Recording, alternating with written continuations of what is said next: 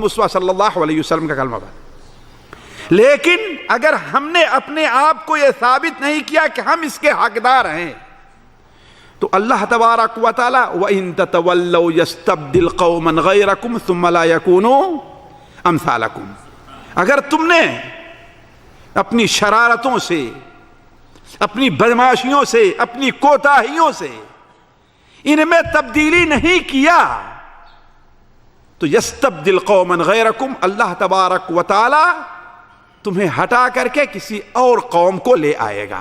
اب امت نہیں آئے گی، اب امتیں کوئی دوسری نہیں آئیں گی، اب امت یہی رہے گی۔ آپ پوری دنیا کی تاریخ پڑھیے، اللہ تعالیٰ کی ایک سنت تغییر رہی ہے۔ سنت تغییر یعنی اللہ تعالیٰ بدلتا ہے، اللہ موقع دیتا ہے۔ اب تک تو امتیں بدلتی رہی ہیں، لیکن اب امت نہیں بدلے گی، قومیں بدلیں گی۔ تو وَإِن تَتَوَلَّوْا يَسْتَبْدِلْ قَوْمًا غَيْرَكُمْ ثُمَّ لَا يَكُونُوا أَمْثَالَكُمْ۔ مجھے یاد آیا جب مسلمان حضرت معاویہ رضی اللہ تعالیٰ عنہ کے زمانے میں، یہ شاید سن 27 ہجری یا 28 ہجری کا واقعہ ہے، 27 یا 28 ہجری کا واقعہ ہے۔ حضرت معاویہ رضی اللہ تعالی عنہ نے حضرت عثمان غنی سے اجازت مانگی اور ضد کر کے اجازت مانگی کہ سمندر پار جہاد کرنے کی اجازت دے دی جائے اور قبرص کے اوپر ہم حملہ کریں۔ حضرت عثمان غنی نے اجازت دی، لیکن شرط لگائی۔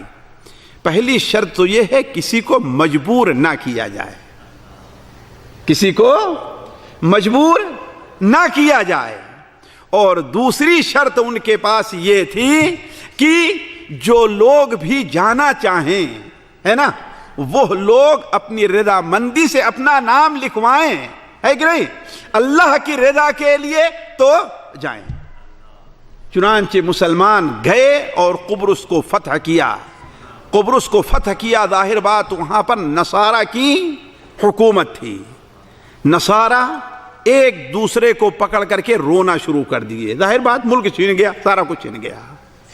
مسلمانوں کو خوشی ہے کہ اس جگہ سے اب جب شام وغیرہ کے علاقے پر دشمن ہم پر حملہ آور ہوتا تھا، ہم نے اپنی اس سرحد کو محفوظ کر لیا ہے، اس سرحد کو ہم نے محفوظ کر لیا۔